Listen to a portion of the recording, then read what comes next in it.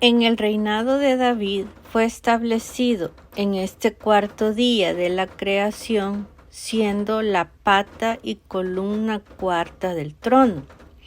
Y continúa relatando que entonces en este día se establecieron las 4 letras del tetragrama y se asentaron en sus lugares correspondientes. Y con todo esto las letras no se establecieron en sus lugares hasta el 6º día, Yesod, en el transcurso del cual fue establecido de modo correcto la imagen del hombre. Pero hasta entonces no se asentó en su lugar.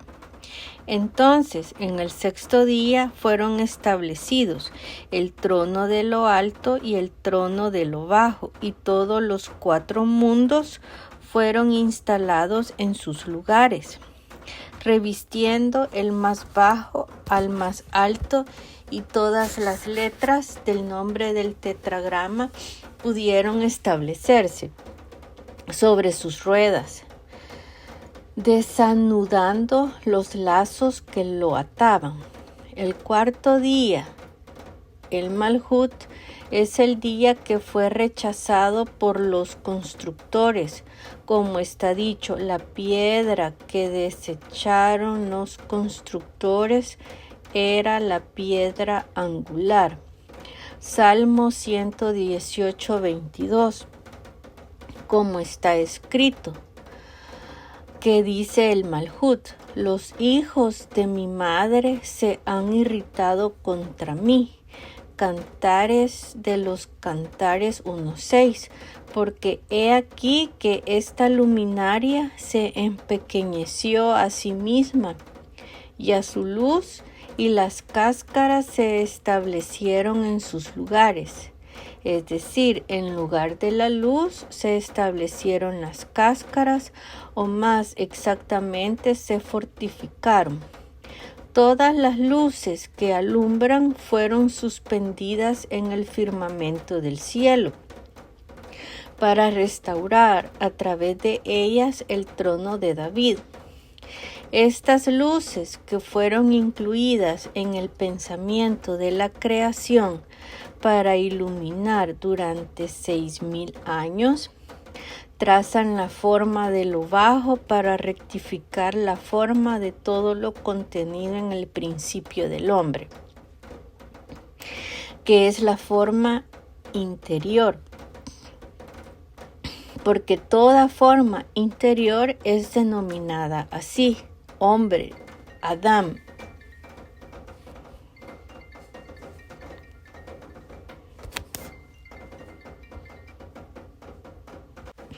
Y de aquí que toda forma que participa en esta expansión es denominada hombre, como está escrito: tú eres hombre, Ezequiel 34:31. Ustedes son denominados hombre y no los otros pueblos idólatras. Véase Talmud, Tratado de Levamot 61a. Y todo espíritu es llamado hombre. En pocas palabras, el término hombre recae exclusivamente sobre la espiritualidad de la persona. Pero esto cuando el espíritu procede de la santidad. Sin embargo, su cuerpo es su vestimenta, y sobre esto está escrito: de piel y de carne me has cubierto. Job 10:11. Es decir, la carne del hombre es una vestimenta para su alma, mientras que su forma es su esencia, y donde quiera que escribe y menciona la carne del hombre, se trata del hombre interior, la espiritualidad dentro del cuerpo, una parte recóndita, y la carne es la vestimenta del hombre, su cuerpo. Los espectros de lo bajo, espíritus de los mundos que fueron fundidos por la fusión de este espíritu y surgen de la clipanoga, se moldean de ellos formas que se revisten con otras vestimentas.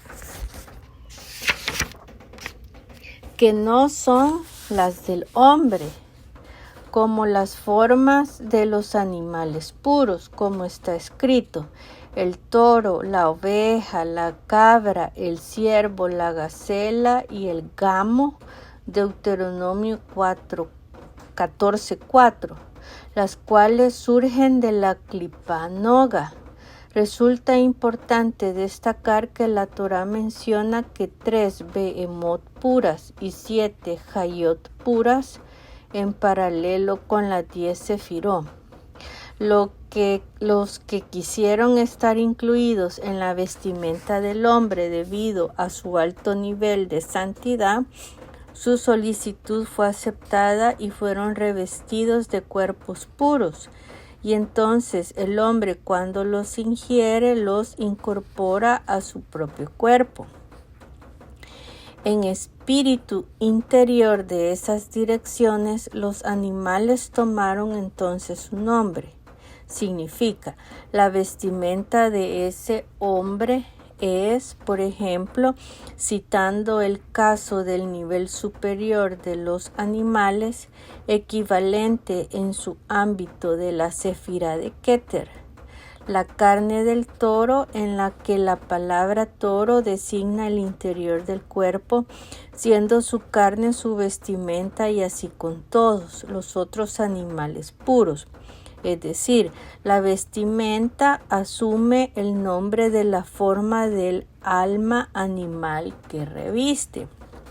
Del mismo modo, sucede en el otro lado, el de la impureza, ya que todo nivel de santidad tiene su contrapuesto, y el espíritu que se expande en el resto de los pueblos idólatras proviene de ese lado de impureza, es decir, de las 3 cáscaras o clipot impuras y no de la clipa de noga.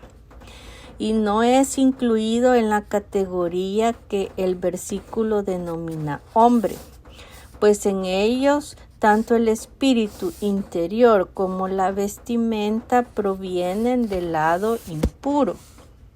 Y por esto no es designado con ese nombre. El nombre de ese espíritu impuro no se eleva al nivel del ser denominado hombre y no tiene parte alguna en la santidad. Su cuerpo, la vestimenta de ese espíritu inmundo, es de carne impura.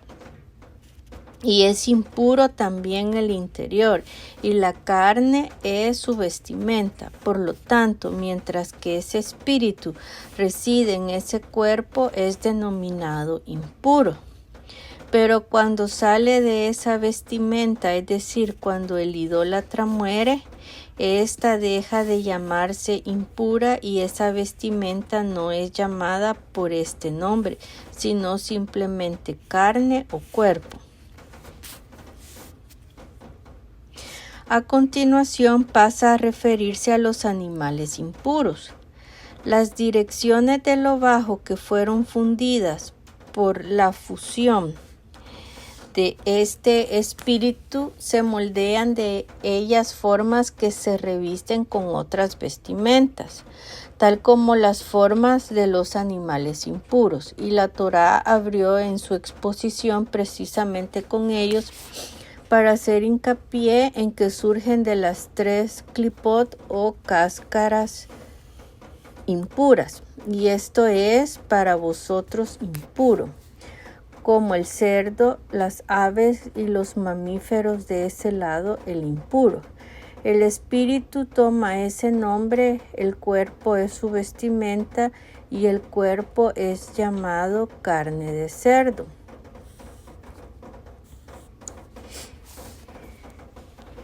Y cerdo es su interior, su alma impura. Recordemos que en el caso de los idólatras no es así, ya que ellos no son denominados hombre. Y por esto esos dos lados, los animales puros y los impuros, se separan. Estos, los animales puros, incluidos en el secreto del hombre, ya que su forma proviene del lado de la santidad, y estos animales impuros incluidos en el secreto, quien representa lo impuro. Cada especie va hacia su especie y regresa a su especie tras su muerte. Cuando las luminarias superiores comienzan a alumbrar, alumbran en ese firmamento de los cielos para moldear en lo bajo formas correspondientes, tal como está escrito, y Elohim los puso en el firmamento de los cielos. Génesis 1:17. Con el fin de dominar el día y la noche, el gobierno de las dos luminarias, es decir, lo masculino y lo femenino, es el gobierno como corresponde tras el pecado del hombre, es decir, que las dos luminarias, la pequeña y la grande, no utilicen una misma corona, sino la gran luminaria, lo masculino, gobierne durante el día y la pequeña luminaria, lo femenino, cuando es de noche. Y este misterio se aprende de aquí. El dominio de lo masculino se ejerce sobre el día, lo cual se manifiesta en el hombre que trabaja y sustenta su casa durante estas horas, con el fin de llenar su casa de todo lo necesario, trayendo alimento y nutrición, ya que antes del matrimonio la novia recibe todo de su padre y de su madre, pero tras la boda recibe todo de su marido. Cuando llega la noche, lo femenino toma todo y no hay otro dominio de la casa fuera del femenino, porque ese es su dominio, como está escrito. Ella se levanta aún de noche y da comida a su casa. Proverbios 31:15. Este versículo se refiere a Rachel, que durante las noches desciende del mundo de la creación, que es su casa, y ahí otorga y entrega lo que ha recibido de lo masculino durante el día. Ella está escrito en el versículo de Proverbios y no él. El dominio del día es de lo masculino y el dominio de la noche de lo femenino.